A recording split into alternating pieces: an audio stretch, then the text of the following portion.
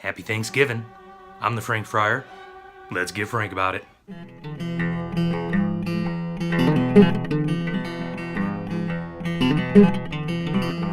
If you like what I'm doing here on YouTube, please make sure to click that subscribe button and that little bell icon. That way you don't miss out on any great content I'm putting up here on my YouTube channel. Also, if you want to keep the conversation going, please make sure to leave a comment down below. Let me know what your thoughts are about this video today. Also, if you want to see what else I'm doing in the land of Carmel, go on over to the Twitter. My Twitter handle is @CarmeliteNick. Or if you're a Facebooker, go on over to Facebook and check out The Real Frank Friar. Both of these are great resources to stay up to date with everything I'm doing in the land of Carmel. Enjoy the video.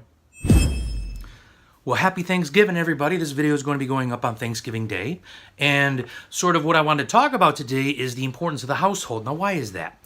Well, one of the important things about the priestly life and the religious life in relationship to friars and et cetera is this constant call to go into the deeper recesses and cultivate an integration within oneself. So you got your emotional aspect, your mental aspect. You also have your religious aspect. You have your communal aspect. All these sort of things, but there's also the intellectual aspect about the intellectual life.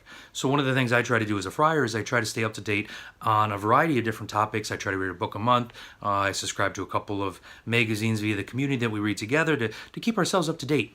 And you're probably thinking, well, this is Thanksgiving. Why are you bringing all this stuff up, Father Nick? Well, there was a great article I read in November's issue of First Things. It's a great publication. I particularly find it aidful to my intellectual life and et cetera. And I've gotten to meet over my time here in New York City some of the people at this publication, and it's really good. But one of the articles that, as I was just mentioning, was called Reclaiming the Household. It was put up by Professor John Kudeba. I'll put his website and the name of the book down in the description. One of the things he puts forward within this article, I think that is so pressing in relationship to the Thanksgiving Day, actually, is because, Thanksgiving is one of those few holidays in which we human beings, at least here in the United States, try to come together as a family, or we journey home to be together with each other as a family. Now, unfortunately, I can't do that this year, but one of the things he brings up in this article is the distinction that we really need to maybe cultivate in our minds about family and the household.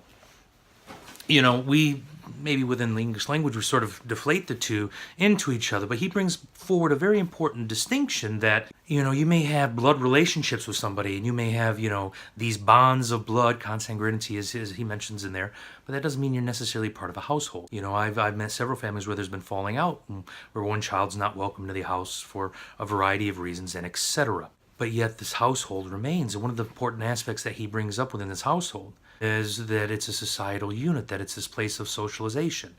I know my own social ability came about from maybe some of the good fights that I had with my brother, and I was able to learn how to control my temper and etc. Well, I'm still working on it, but either way, but there's this thing that happens within a household because there's these lived experiences of these different members of the family coming together within that household. There may even be people that don't have blood relationships that live in this household.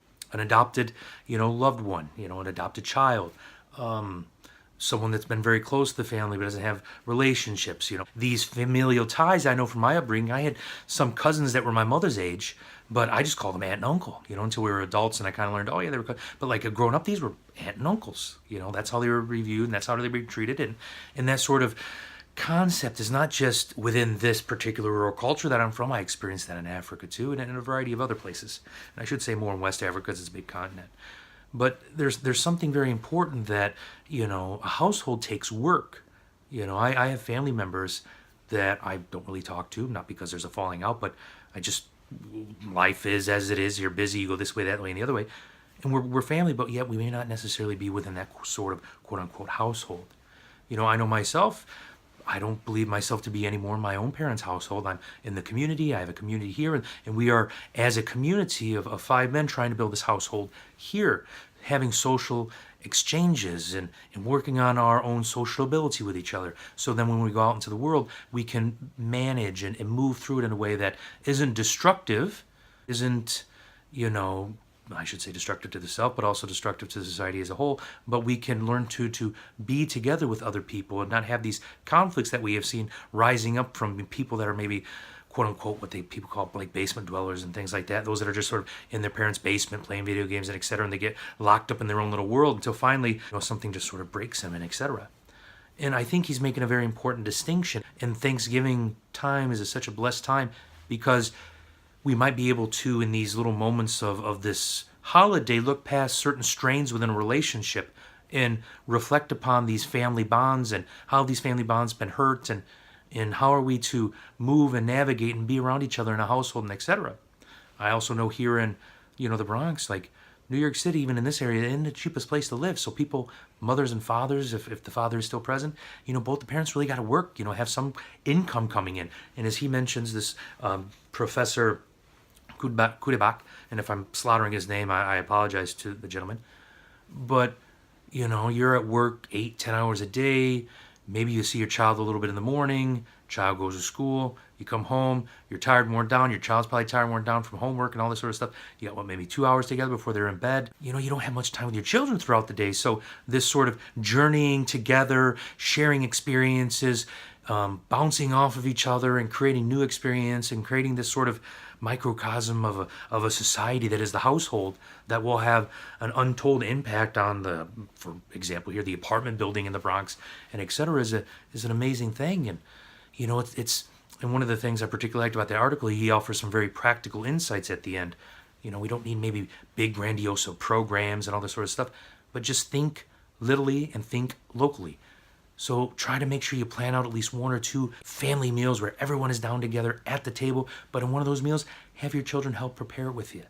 So there's this moment where you all are working in the kitchen and talking and joking and etc. back and forth. And it really becomes a family moment. Not just something where maybe you're taking your child to keep them entertained, like, oh, we're going to go to the movies, yay. And, next thing you know, you're not really talking to do anything with your kids because, they're enamored by the movie and etc. So that important concept of the household, I think, is something that, we really need to wrestle with because, as Christians, we believe that we are being invited into the household of God for the great banquet feast. So this is an important concept that goes beyond just maybe our immediate family and etc. To our church household, our church families. There's far-reaching, even though in this particular article he's talking about the family unit. And family bonds aid in the sort of craft of that household, but they can't just be the only foundation stone of a Christian household. One of the things, and this might be my last point, creating a mindset that allows for one to work on this real household building, which is a responsibility for everybody involved living under the same roof. If your child's having breakfast and you don't have to race off to work, as they're eating, just sit down and where they can see you and read a little bit of the scriptures or play a little bit of a chaplet or a rosary. Trust me, as one that's been working in schools for a while now, kids are very perceptive and receptive, and they see that, and it plants some seeds that you can't even begin to understand how they will sprout when they get older. One of the issues, and I hinted on this a little bit, is that there's a lot of societal frustration going on right now here, at least in the United States, but as I read in a variety of other Western countries and etc., where people seem to, even though they're quote-unquote closer and closer to each other because of social media and stuff, these bonds of connectivity seem to be more stretched and more thin. There's no sustenance to these social relationships that we quote-unquote may have with people that are our friends, but we never really met because it's just been social media stuff. And this, as good as social media can be, has really impacted and has taken, for lack of a better word, life from this household concept about in which the family is living together, aiding each other, building each other up, and etc., making their own little societal unit there that they can journey in, through, and by the world for, in the world and through the world, but also, by the terms that the world has put forward and etc., societal structures being as they are within certain cultures. So, there's a lot here, and it's a Thanksgiving day, and it's a day of celebration, and I think this might be a good concept to think about, like, where has my parents or my grandparents, their witness helped me to build or to grab onto certain stones that I'm now working in the own household that I'm crafting. Maybe if you're looking at engagement or you're already married, or how am I creating this maybe household where I'm in here and there's other people I invite over. It's a broad term, and I'm not giving you a one-for-one report of that article. I'm going to encourage you to read it. I'll put his name and everything down in the description, I've already said, but there's something going on here, and I think there's a big seed there that I just get a sense from, and in my own sort of enjoyment from that article, my own mind sort of churning and still wrestling with these things, I wanted to convey a little bit of that excitement to you and that little bit of joy to you. And hopefully on this Thanksgiving Day, you can be able to begin to maybe appreciate things you have never seen before in relationship to your family relationships or the household that you found yourself in as you were growing up. So thank you very much for your time today, my brothers and sisters. Know that I'm with you. Know that I'm praying for you. May God continue to bless you. In the name of the Father, Son, and the Holy Spirit. Amen. Thank you for watching my video today. If you like what I'm doing here on YouTube, please make sure to click that little subscribe button and that bell icon. That way you never miss out with anything I'm doing in relationship to this YouTube channel here. Also, if you want to engage with the things I brought up in this video today, please make sure to leave a comment down below. I always like to read comments and engage back and forth with them. Or if you want to see what else I'm doing in the land of Carmel as your friendly neighborhood Carmelite, go on over to Twitter and check out my Twitter handle at CarmeliteNick. Or if you're a Facebooker, you can go on over to Facebook at The Real Frank Friar. These are two great resources to stay up to date with everything I'm doing in the land of Carmel. Thanks again. Know that I'll be praying for you.